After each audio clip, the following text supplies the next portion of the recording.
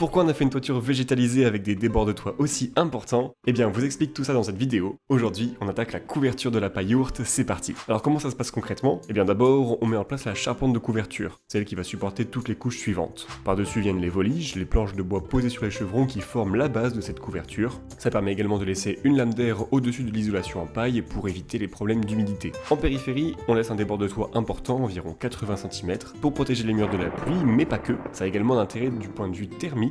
On a 3 grandes ouvertures plein sud pour capter un maximum d'énergie solaire en hiver, pour limiter les besoins en chauffage, et en été, on veut limiter cet apport sinon il ferait beaucoup trop chaud dans l'habitat. Ce débord de toit permet donc de limiter les apports solaires en été, car cette période, le soleil est plus haut dans le ciel qu'en hiver, le débord fait donc office de casquette solaire. En parallèle, au centre, on installe le Skydome, c'est notre puits de lumière. Il y a 2 grandes étapes, d'abord on construit son support sur le toit, en isolant pour éviter les ponts thermiques, puis fixer la bulle de polycarbonate avec ses rondelles. On a des vidéos dédiées qui arrivent pour expliquer toutes les étapes en détail. Ensuite, pour s'assurer que la pluie ne s'infiltre pas, on ajoute une membrane d'étanchéité en EPDM sur toute la surface. On n'oublie pas de faire tous les raccords pour être bien étanche partout.